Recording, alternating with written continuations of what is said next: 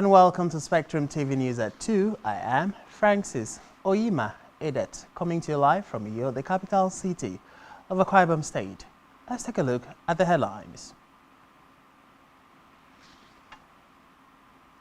House of Representatives holds town hall meeting on 2024 budget. EQ seeks end to gender-based violence. Plus, Venezuelans vote to claim Guyana-controlled oil region. We will bring you details of these stories and more in a moment.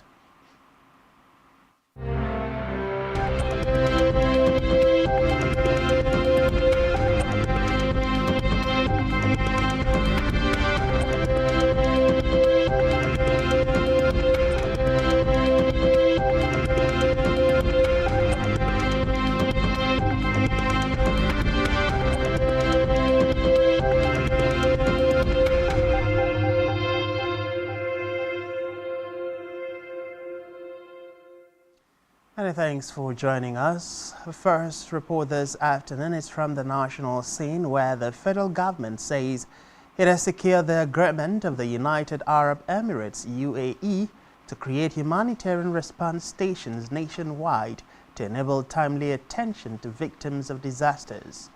The Minister of Humanitarian Affairs and Poverty Alleviation, Dr. Beta Edu, met this known to newsmen in Dubai, the United Arab Emirates, after interactions with officials of the Emirati government at the ongoing United Nations Climate Change Conference, COP28.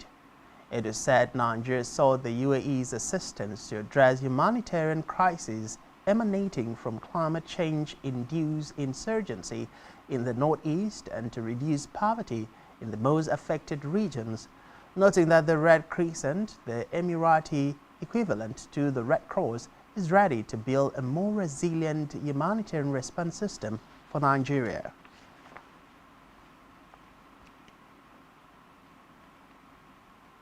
Meanwhile, the federal government has outlined its strategies for debt servicing and financing in 2024 with significant increases in both allocations compared to 2023.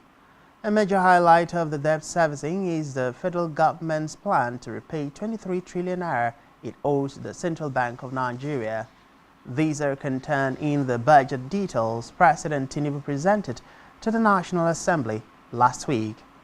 As part of its strategy for servicing its debt obligations in 2024, the federal government has made a total allocation of over 8.4 trillion naira, as the figure represents a significant increase from the 8.25 trillion naira budgeted for debt servicing in 2023.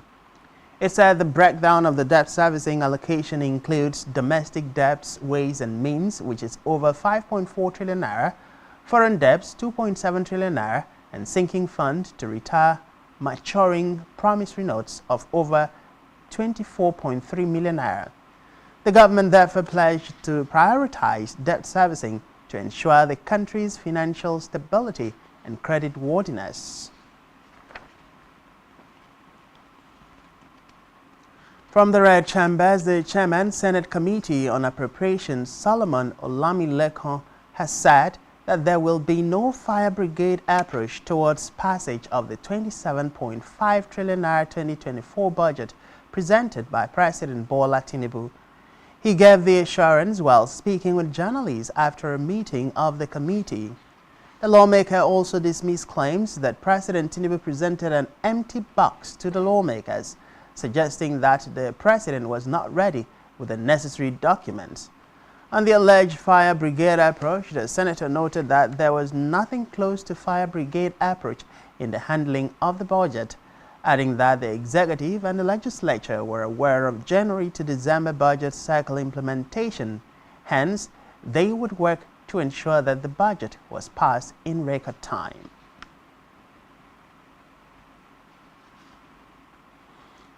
We move now to the Green Chambers, where the House of Representatives has held a town hall meeting on the 2024 budget in Abuja.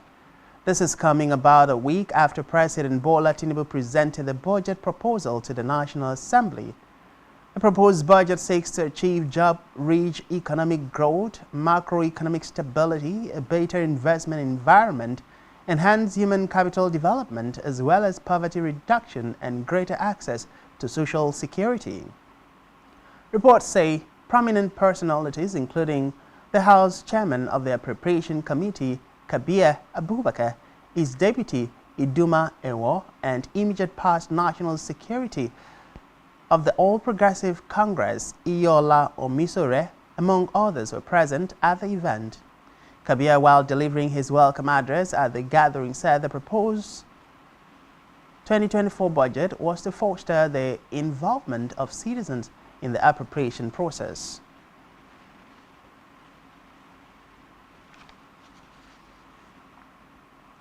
Away from that, the Nigerian Air Force NAF has denied being involved in a bombing that left many villagers killed at Tudumbiri village in Igabi local government area of Kaduna State. Recall that earlier, report alleged that a jet operated by Nigerian Air Force had dropped a bomb yesterday when villagers gathered for Maulud celebration, leaving several casualties. Reacting to the claim, the Air Force, through its spokesman, Air Commodore Edward Gabwet, noted that the Nigerian Air Force has not carried out any air operation in Kaduna within the last 24 hours. Gabwet further asserted that NAF is not the only service operating combat armed drones within the region. In a separate development, the Socio-Economic Rights and Accountability Project, (SERAP), has faulted plans by the Minister of the Federal Capital Territory, Nyesom Wike, to spend 15 billion naira on a befitting residence for the Vice President of Nigeria, Kashim Shettima. The group also decried the 2.8 billion naira budget for publicity, stressing that the spending was unnecessary and wasteful. SERAP expressed its opposition to the budgetary allocations in a statement by its Deputy Director, Kolawole Olawundare. He urged the Senate President, Godswill Akpabio, to use his constitutional authority to reject the plans by Wike to spend such huge money on what he described as unnecessary and wasteful, especially at a time when the country is battling a rising debt profile. The group also disclosed that a sum of 7 billion naira had been initially allocated for the purpose of building the Vice President's residence, and it would not hesitate to institute legal actions against the National Assembly if it fails to stop wasteful spending and continuous borrowing by the federal government.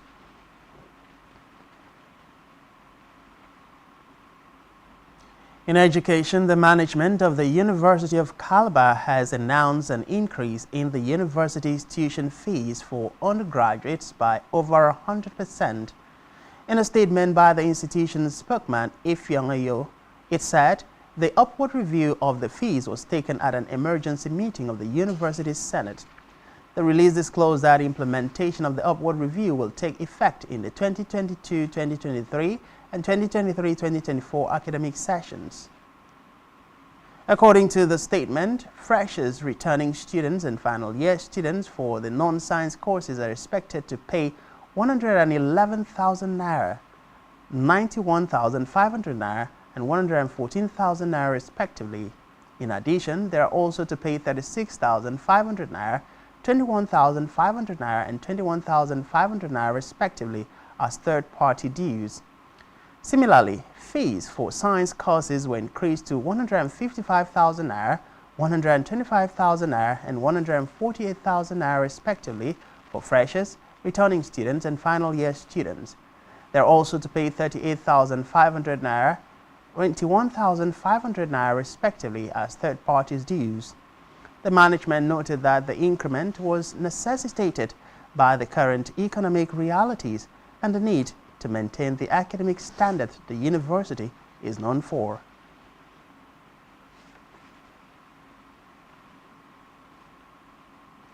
Back here, the Sector Commander, Federal Road Safety Corps, FRSC, Akwa Ibom State Command, Matthew Olonisanye, has warned road users, especially motorists, against speeding, wrong-way drive, and indiscriminate parking. This is as 5 persons were confirmed dead and 11 others injured in a fatal auto crash along the Calabar Highway in Cross River State.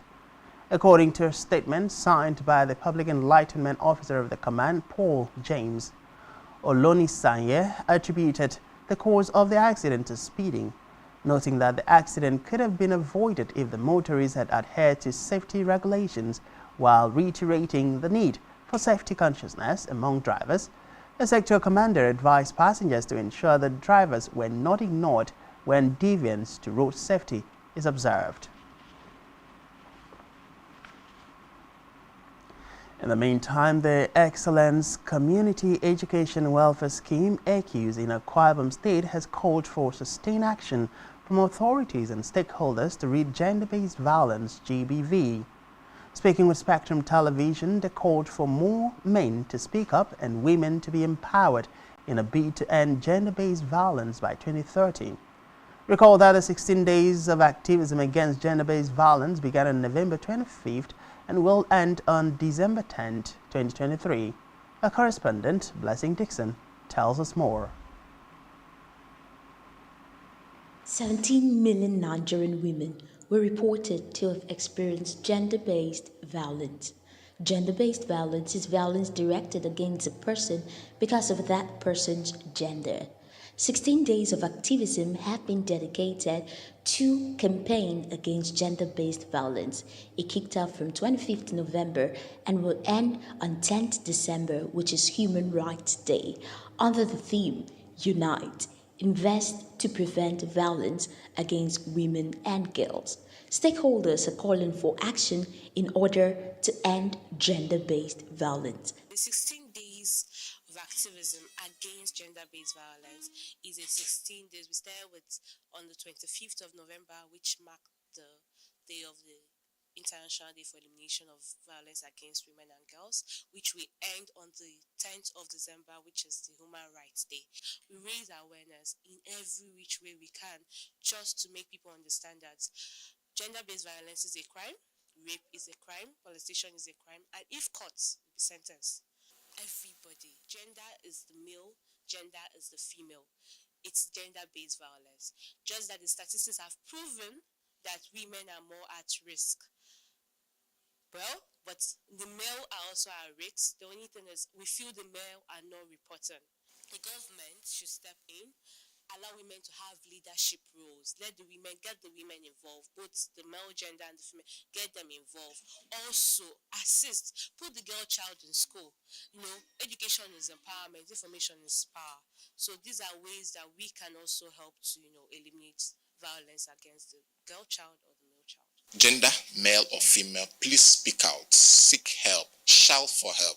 We are actually here to actually help and curb the menace and reduce the incidence of gender-based violence. We're actually hoping that we move to a stage where there will be equality and equity for all the sexes, both male and female. Women will be empowered to actually, assume positions of authority so they can actually empower themselves and reduce the menace of gender-based violence. And men will actually, love women and protect them and equally see them as equals so that our society should move forward for better and for better. Thank you, sir.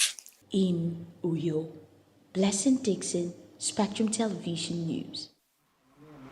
We move now to Africa, where a fourth candidate of the presidential election, Deli Sisanga, has dropped out of the presidential campaign in the Democratic Republic of Congo to support former governor and opposition candidate Moise Katumbi. Reports say Sisanga's withdrawal is seen as boosting opposition unity after former Prime Minister Matata Ponyo and two other candidates, said Hikuni and Frank Diongo, earlier endorsed Katumbi. They will be contemplating against the incumbent president Felix Tshisekedi, who is vying for a second term in office. According to reports, campaigns for the election started 2 weeks ago and will end on December 18th, 2 days before the December 20th elections.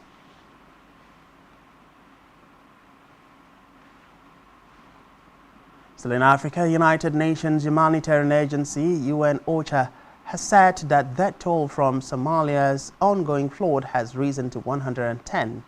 The agency said more than 1 million people have been displaced and 2.4 million people impacted across 36 districts. UN OCHA also warned of the high risks of disease spread following reports of suspected cases of cholera and acute watery diarrhea in the states of Hashabeli and Comodo. The agency added that only 30% of those impacted have received help, but at least 37 boats have been deployed to deliver supplies or evacuate those trapped by the flood water.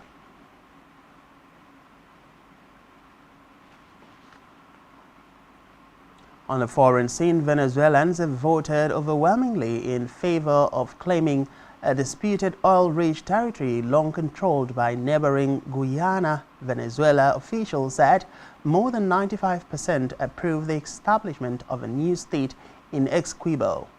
They noted that the region has been part of Venezuela since independence from Spain 200 years ago, but Guyana said it was awarded to what was then British Ghana in the late 19th century.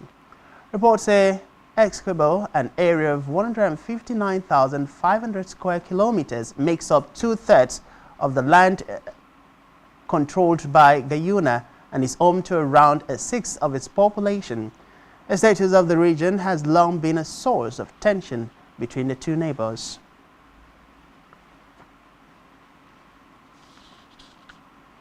Still on the foreign scene, U.S. military has said that a U.S. warship has shot down 3 drones after 3 commercial vessels came under attack in the Red Sea.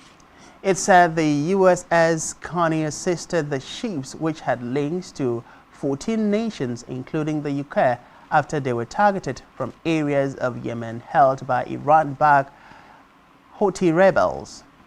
It added that 2 of the ships were hit by missiles, but there were no casualties.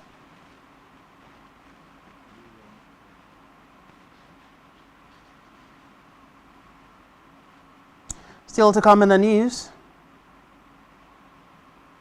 Scotty Scheffler wins Zero World Challenge as Tiger Woods finishes 18th. Please stay with us.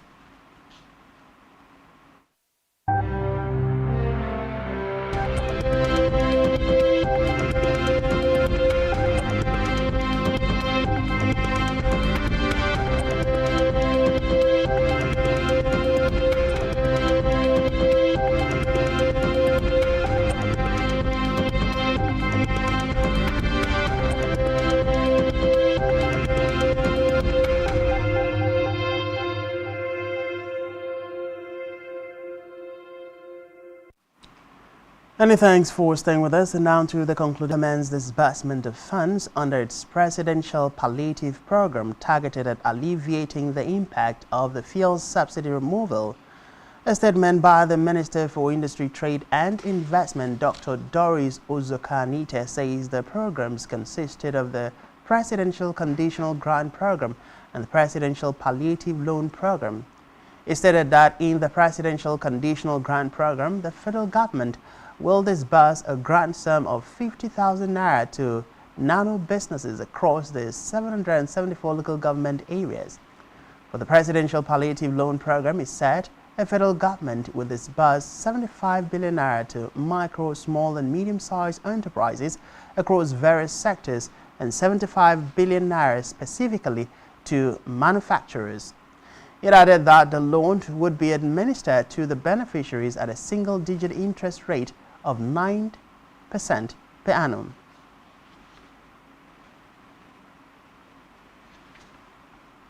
In the meantime, the Federal Inland Revenue Service, FIRS, has offered a complete waiver on penalties and interest for overdue taxes contingent on full principal payment before December 31st, 2023.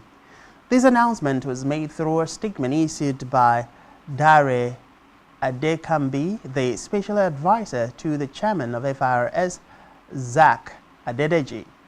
The chairman highlighted that the agency typically imposes penalties and interest when companies fail to fulfill their tax obligations as stipulated in existing tax laws.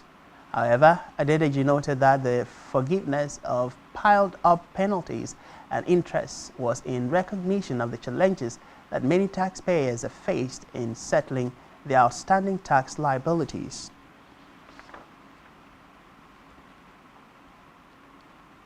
On our health news, the federal government has approved the recruitment of 200 medical and clinical personnel for the Federal Medical Center, FMC, in Idiaba, Abeokuta, Ogun State.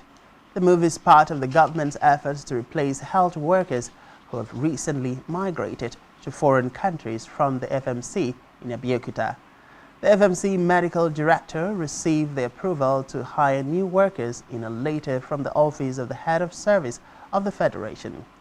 According to the letter, the FMC is granted a waiver to employ 100 medical personnel on the consolidated medical salary structure, as well as 15 nursing officers and 15 nursing superintendents on the consolidated health salary structure.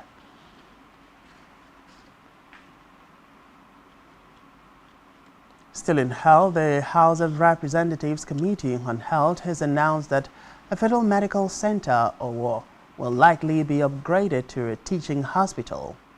This was disclosed by the chairman of the committee, Amos Magaji, during an inspection tour of the facilities at the hospital. The decision followed a meeting of the committee with the management of the hospital led by the Chief Medical Director, Liasu Adebo, staff and labor unions. He commended the management of the health facility for maintaining high sanitary standards and making good use of the little resources they have to provide qualitative health services to the people. Mogaji stressed that the issue of employment and replacement of workers in the health sector must be taken as an emergency. A move to sport where world number one Scotty Scheffler won the Hero World Challenge in the Bahamas as Tiger Woods finished 18th in the 20-man field on his return from January. American Scheffler's bogey-free 4-under round of 68 meant he finished on 20 under and sealed a 3-shot win from Austrian Sepp Straka. Woods, competing for the first time since withdrawing from the Masters in April, ended level after a round of 72. Reports say the 15-time major champion is expected to be played once a month in 2024. Still in sport, Inter Milan have moved back to the top of the Serie A table thanks to a big victory at defending champions Napoli. Hakan Calhanoglu put the visitors ahead with a fantastic first-time strike from 25 yards. Nicolo Barella slotted home after some excellent footwork in the box, and Marcos Thuram netted from Juan Guaidó's low drive across the box. Napoli, who appointed Walter Mazzarri as manager last month, dropped down to 5th in the table. They are 11 points behind Simon Inzaghi's side and have already lost as many Serie A games as they did last season. Meanwhile, Juventus had gone top on Friday thanks to a 2-1 victory at Monza and now sits 2 points off Inter.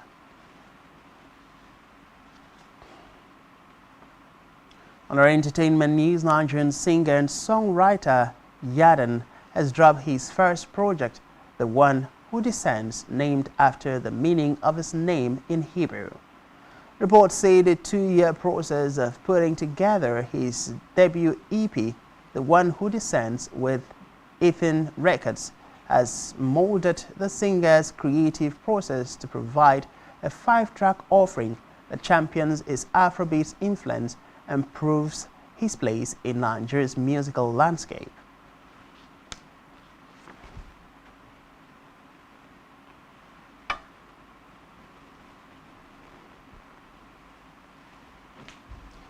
And that's all we have for you at this time. Do ensure to follow us on social media and subscribe to our